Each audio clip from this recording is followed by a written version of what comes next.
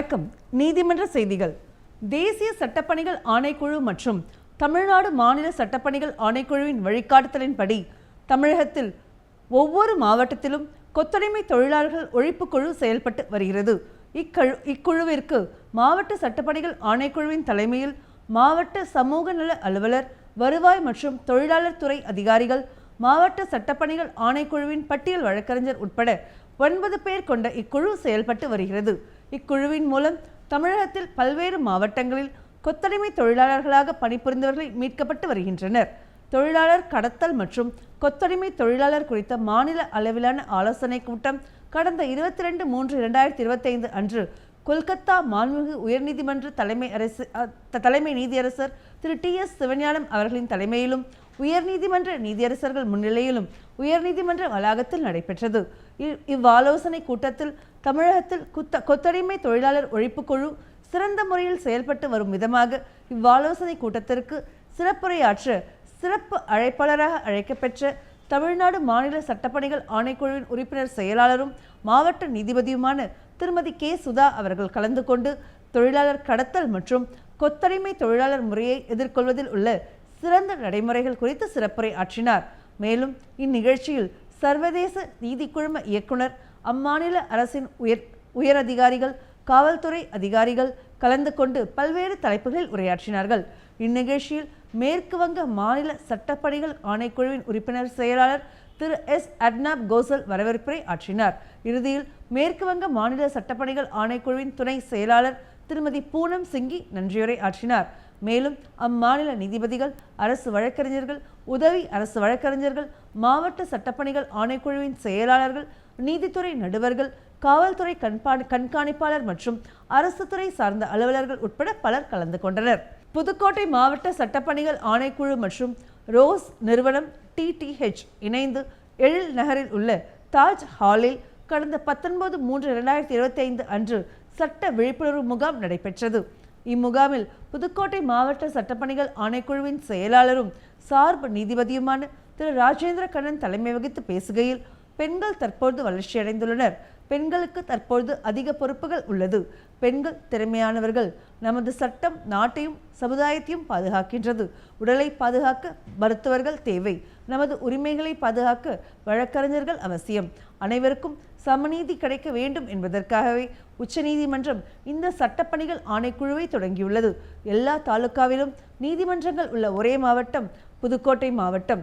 இந்த சட்டப்பணிகள் ஆணைக்குழு மூலம் சிறைவாசிகளின் உரிமைகள் பாதுகாப்பு, கொத்தடிமை முறை கண்டுபிடிப்பு, நிரந்தர மக்கள் நீதிமன்றம், சமரச தீர்வு மையம் உள்ளிட்ட பல்வேறு பிரிவின் கீழ் செயல்படுகின்றது. மேலும் ஏழை எளிய மக்கள் பணம் இல்லை என கருதி நீதிமன்றத்தை நாடாமல் இருக்கக்கூடாது. தேசிய சட்டப்பணிகள் ஆணைக்குழு உதவியின் 151000 என்ற எண்ணுக்கு ஃபோன் செய்தால் உங்களுக்கு தேவையான அனைத்து சட்ட உதவிகளும் செய்து கொடுக்க தயாராக உள்ளோம். உங்களுடைய வழக்குகள் மாவட்ட நீதிமன்றத்தில் நடந்தாலும், உயர் நீதிமன்றத்தில் நடந்தாலும், உச்ச நீதிமன்றத்தில் வழக்கு தொடுக்க வேண்டிய நிலை ஏற்பட்டாலும் உங்களுக்கு உதவிகள் புரிய மாவட்ட சட்டப்பணிகள் ஆணைக்குழு தயாராக உள்ளது. மேலும் உங்களுக்காக குற்ற வழக்குகளை எதிர்கொள்ள குற்ற வழக்கு எதிர்வாத அமைப்பு செயல்படுகின்றது. இந்த அமைப்பு மக்களிடம் ஒரு பைசா கூட பெறாமல் தேவையான பாதுகாப்பையும் உரிமையையும் பெற்றுத்தரும். அனைத்து தரப்பினருக்கும் உதவிட இந்த சேவை மையம் தயாராக உள்ளது. பொதுமக்கள் இந்த ஆணையத்தை முழுமையாக பயன்படுத்தி கொள்ள வேண்டும் என்று கூறினார். இதையடுத்து பொதுமக்கள் வீட்டுமனை பட்டா வழங்க வேண்டியும், சாலை வசதி, குடிநீர் வசதி பட்டா மாறுதல் செய்தல், குடிநீர் ஊரணி தூர்வார வேண்டியும், நீண்ட காலமாக உள்ள இடப்பிரச்சனையை தீர்த்து வைக்க வேண்டியும், மேல்நிலை நீர்த்தேக்க தொட்டி அமைத்து தர வேண்டியும் பல்வேறு மனுக்கள் பெறப்பட்டன. இம்முகாமில் ரோஸ் நிறுவன இயக்குனர் திரு ஆதப்பன் முன்னிலை வகித்தார். குற்ற வழக்கு எதிர்வாத வழக்கறிஞர் திருமதி பாண்டிச்செல்வி, துணை தலைமை குற்ற வழக்கு எதிர்வாத வழக்கறிஞர் திரு நலத்தம்பி, உதவி குற்ற வழக்கு எதிர்வாத வழக்கறிஞர்கள் திரு தமிழ்ச்செல்வன், திருமதி யசோதா, திருமதி புவனேஸ்வரி, திருமதி யோகேஸ்வரி ஆகியோர் கலந்து கொண்டு சட்டப்பணிகள் ஆணைக்குழுவின் செயல்பாடுகள் குறித்தும், பெண் தொழிலாளர் உரிமை, பெண்களுக்கான பாதுகாப்பு சட்டங்கள், குழந்தைகள் உரிமை குறித்து விளக்கி பேசினார். இந்நிகழ்ச்சியில் இணை இயக்குனர் திருமதி அகிலா, ஒருங்கிணைப்பாளர் திருமதி பாரதி, அரிமளம், குன்னண்டர் கோயில், பொன்னமராவதி ஆகிய கிராமங்களிலிருந்து 150க்கும் மேற்பட்ட மக்கள் பலர் கலந்து கொண்டனர். பெரம்பலூர் மாவட்ட சட்டப்பணிகள் ஆணைக்குழு, அமைப்பு சாரா கட்டுமான தொழிற்சங்கம், நுகர்வோர் மற்றும் சுற்றுச்சூழல் பாதுகாப்பு சங்கம் சார்பில் உலக நுகர்வோர் உரிமைகள் தினத்தை முன்னிட்டு கடந்த 15/3/2025 அன்று சட்ட விழிப்புணர்வு முகாம் பெரம்பலூர் பழைய பேருந்து நிலையம் ரெட்டியார் அரங்கில் நடைபெற்றது. இந்நிகழ்ச்சியில் பெண்கள் மற்றும் குழந்தைகளுக்கு எதிரான குற்றங்கள் தடுப்பு பிரிவு உதவி ஆய்வாளர் திரு மருதமுத்து பெண்கள் குழந்தைகள் பாதுகாப்பு குறித்தும், பெரம்பலூர் மாவட்ட நுகர்வோர் ஒருங்கிணைப்பாளர் திரு கதிரவன் அக்மார் தரச்சான்று பெற்ற உணவுப் பொருட்களை மட்டுமே நுகர்வுக்கு வழங்கப்பட்டால் கலப்பட உணவுப் பொருட்களை விற்பனை செய்வதை தடுக்கலாம் என்றார். மேலும் மாவட்ட சட்டப்பணிகள் ஆணைக்குழுவின் பட்டியல் வழக்கறிஞர் திரு சங்கர் நுகர்வோர் பாதுகாப்பு சட்டங்கள் குறித்தும், பெண்களுக்கான சட்டம் மற்றும் மாவட்ட சட்டப்பணிகள் ஆணைக்குழுவின் செயல்பாடுகள் குறித்தும் எடுத்துரைத்தார். மாவட்ட புகையிலை தடுப்பு அலுவலர் திருமதி வனிதா போதை பழக்கத்திலிருந்து மாணவ மாணவிகள் கட்டுப்படுத்த பெற்றோர்கள் தங்களது குழந்தைகளை மிகவும் கவனமாக கண்காணிக்க வேண்டும் என்றார். நிகழ்ச்சியில் மக்களின் உபயோகத்திற்கு பயன்படுத்தப்படும் நெகிழியை தவிர்த்து துணிப்பையை பயன்படுத்த வலியுறுத்தி அனைவருக்கும் துணிப்பை வழங்கப்பட்டது. இறுதியாக நிகழ்ச்சியில் அமைப்புசாரா கட்டுமான தொழிற்சங்க மாநில செயலாளர் திரு நெடுஞ்செழியன், வழக்கறிஞர் திரு காமராஜ், அமைப்புசாரா கட்டுமான தொழிற்சங்க நிர்வாகிகள் மற்றும் தொழிலாளர்கள் உட்பட பலர் கலந்து கொண்டனர். தேசிய சட்டப்பணிகள் ஆணைக்குழுவின் வழிகாட்டுதலின்படி சென்னை உயர்நீதிமன்ற நீதியரசரும் தமிழ்நாடு மாநில சட்டப்பணிகள் ஆணைக்குழுவின் செயல் தலைவருமான மாண்புமிகு நீதியரசர் திரு எஸ் சுந்தர் அவர்களின் உத்தரவின்படி தேசிய மக்கள் நீதிமன்றம் வருகின்ற 14/6/2025 அன்று மாவட்டம் மற்றும் தாலுகா அளவில் உள்ள நீதிமன்றங்கள் முதல் உயர் நீதிமன்றம் வரை உள்ள அனைத்து சட்டப்பணிகள் ஆணைக்குழுக்கள் சார்பில் நடைபெற உள்ளது. அன்றைய தினம் நீதிமன்றத்தில் நிலுவையில் உள்ள சமரச தீர்வு காணக்கூடிய குற்றவியல் வழக்குகள், மாற்றுமுறை ஆவணச்சட்டம் பிரிவு 138 கீழான காசோலை சம்பந்தமான வழக்குகள், வங்கி கடன் வசூல் வழக்குகள், மோட்டார் வாகன விபத்து, அரசு போக்குவரத்து மற்றும் காப்பீட்டு நிறுவன வழக்குகள், தொழிலாளர் பிரச்சினை சம்பந்தமான வழக்குகள், மின்சார கட்டணம், தண்ணீர் கட்டணம் இவற்றில் சுமூக தீர்வு காண முடிந்த வழக்குகள் மட்டும், மனவாழ்க்கை பிரச்சினை தொடர்பான வழக்குகள், நில ஆர்ஜித வழக்குகள், ஊதியம், படிகள் மற்றும் பணி ஓய்வு கால பலன்கள் சம்பந்தமாக பிரச்சினைகள், மாவட்ட நீதிமன்றங்கள் மற்றும் உயர் நீதிமன்றங்களில் நிலுவையில் உள்ள வருவாய்த்துறை வழக்குகள், உரிமையியல் வழக்குகள், சொத்துரிமை மற்றும் நுகர்வோர் நீதிமன்ற வழக்குகள் எடுத்துக்கொள்ளப்பட்டு சுமூக தீர்வு காணப்பட உள்ளன. நீதிமன்றத்தில் வழக்காக தாக்கல் செய்யும் முன்னர் சமரசம் செய்து கொள்ளக்கூடிய பிரச்சனைகளான ப்ரீ லிட்டிகேஷன் கேசஸ், காசோலை சம்பந்தமான பிரச்சனைகள், வங்கி கடன் வசூல் பிரச்சனைகள், மின்சார கட்டணம், தண்ணீர் கட்டணம் உள்ளிட்ட பிரச்சனைகள் எடுத்துக்கொள்ளப்பட்டு சுமூக தீர்வு காணப்பட உள்ளன. இந்த அமைப்புகளின் மூலம் தீர்த்து வைக்கப்படுகின்ற வழக்குகள் அந்த அமைப்புகளிலேயே முற்று பெற்று விடுகின்றன. உரிமையியல் வழக்குகளில் நீதிமன்றத்தில் ஏற்கனவே செலுத்தப்பட்டுள்ள நீதிமன்ற கட்டணத்தை திரும்ப பெறும் வாய்ப்பும் உள்ளது. வழக்குகளில் தீர்வு கண்டவுடன் அதற்கான தீர்வு நகல் உடனடியாக வழங்கப்படும். மேற்படி தீர்வுகளை எதிர்த்து மேல்முறையீடு என்பது இல்லை. மனமுறிப்பித்து ஏற்படுகின்ற இந்த தீர்வுகளை பொறுத்தவரை இருதரப்பில் எவருக்கும் வெற்றி தோல்வி என்பதில்லை. இத்தீர்வானது ஒரு நீதிமன்றம் பிறப்பிக்கின்ற தீர்ப்பாணைக்கு ஒப்பாகும். மக்கள் நீதிமன்றத்தில் வழக்காளர்களுக்கு செலவின்றி விரைவாக நீதி கிடைக்க வழிவகை செய்யப்படும். நீதிமன்றத்தில் நிலுவையில் இல்லாத பிரச்சனைகளாக இருந்தாலும் அவற்றையும் மக்கள் நீதிமன்றம் வாயிலாக விசாரித்து நிரந்தர தீர்வு காணப்படும். எனவே பொதுமக்களும் வழக்காடிகளும் வருகின்ற 14/6/2025 அன்று தமிழ்நாடு முழுவதும் நடைபெற உள்ள தேசிய மக்கள் நீதிமன்றத்தில் கலந்து கொண்டு பயன்பெறுமாறு தமிழ்நாடு மாநில சட்டப்பணிகள் ஆணைக்குழு சார்பாக கேட்டுக்கொள்ளப்படுகிறது. இத்துடன் நீதிமன்ற செய்திகள் நிறைவடைகிறது. நன்றி, வணக்கம்.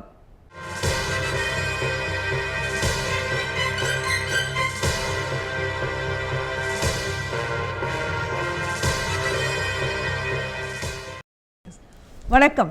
சட்ட தகவல்கள்.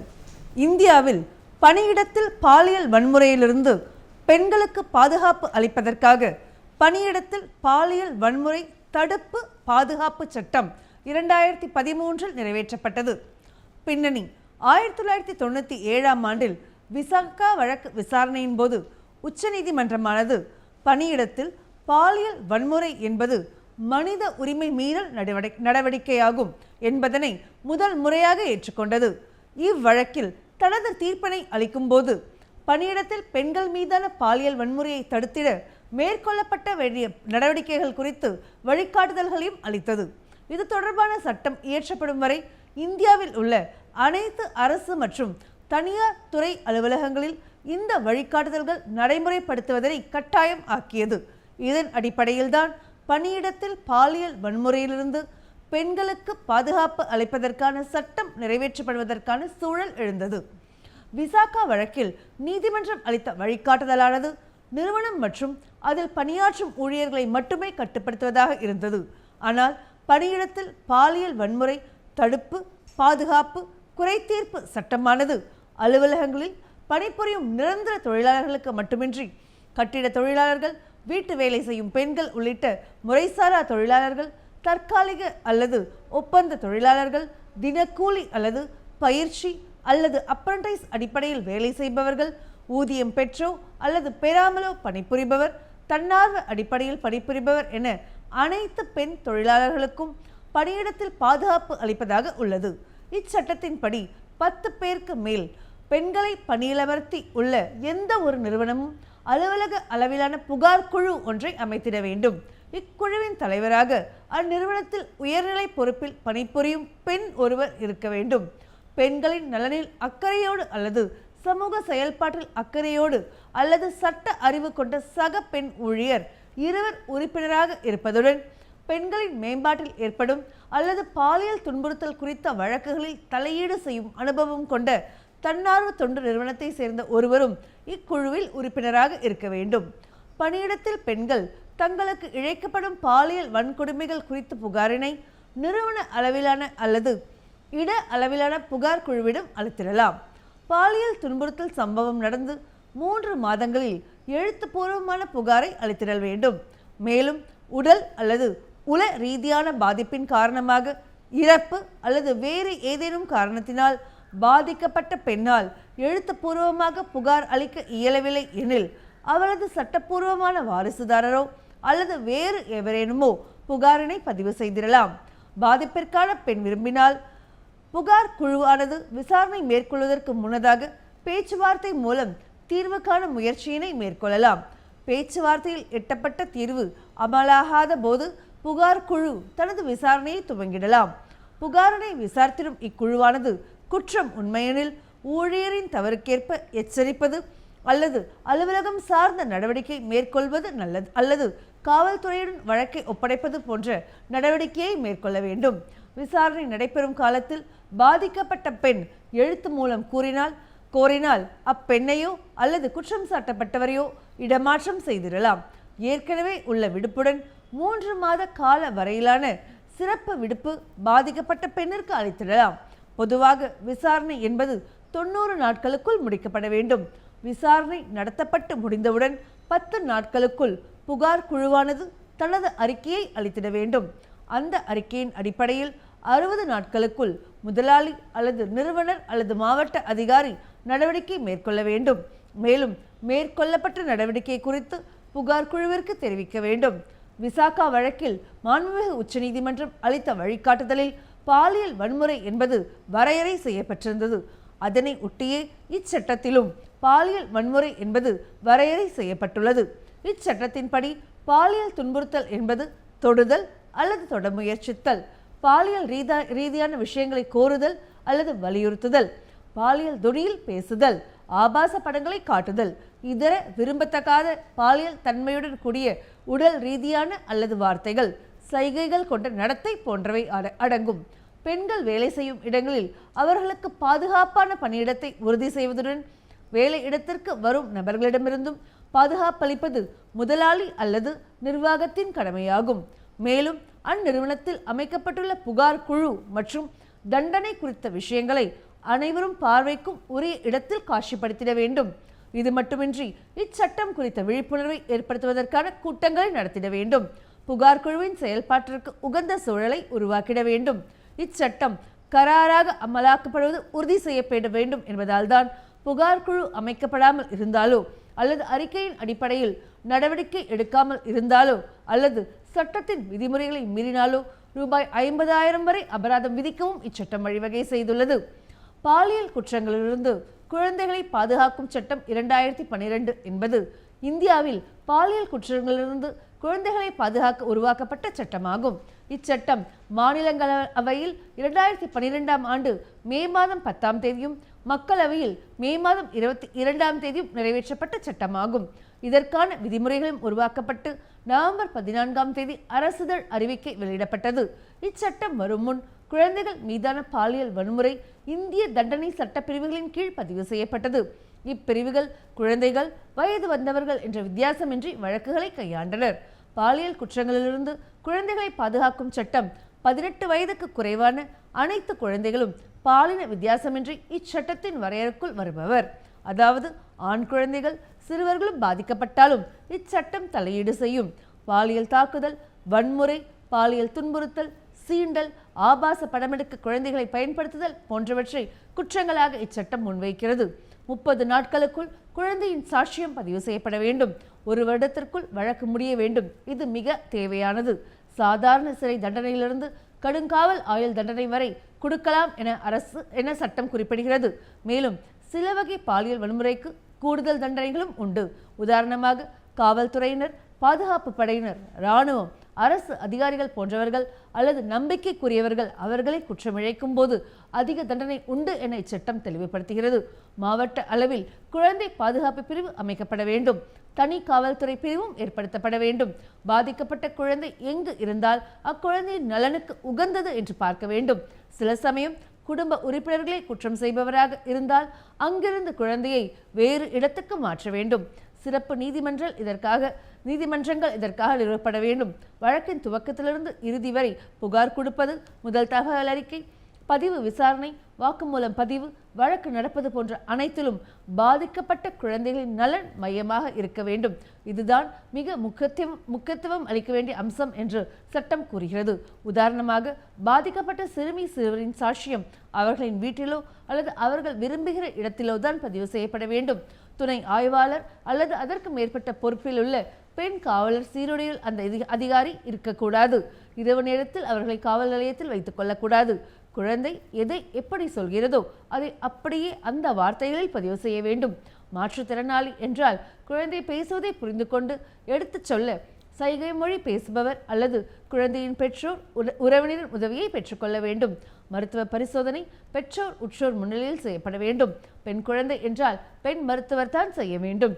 அவசர மருத்துவ சிகிச்சை அளிக்க நேர்கிற போது மருத்துவர்கள், காவல்துறை அல்லது நீதித்துறையின் உத்தரவை கோரக்கூடாது. வழக்கு நடக்கும்போது அடிக்கடி குழந்தை ஆசுவாசப்படுத்திக் கொள்ள நேரம் ஒதுக்க வேண்டும். விசாரணையோ வழக்கோ வாக்குமூலமோ பாதிக்கப்பட்ட சிறுவரை திரும்ப திரும்ப நடந்ததை சொல்ல வற்புறுத்தக்கூடாது. குறுக்கு விசாரணை என்ற பெயரில் சங்கடப்படுத்தும் கேள்விகள் அல்லது நடத்தையை சந்தேகிக்கும் கேள்விகளை கேட்கக்கூடாது. குற்றம் இழைத்தவர்கள் மட்டுமல்ல, குற்றத்தை செய்யும் நோக்கத்துடன் அதற்காக முயற்சித்தவர்களும் குற்றவாளிகள்தான். பாலியல் வன்முறை செய்ய ஒரு சிறுமியை இழுத்து சென்றிருக்கலாம். யாரோ வருகிறார்கள் என்பதற்காக விட்டுவிட்டு சென்றிருக்கலாம். பணம் திருடினாலா என்று பரிசோதிக்கவே தனியாக அழைத்து வந்தேன் என்று கூறலாம். வழக்கு வந்தால் குற்றம் நடக்கவில்லையே என்று தப்பித்துக் கொள்ள வாய்ப்பிருக்கிறது.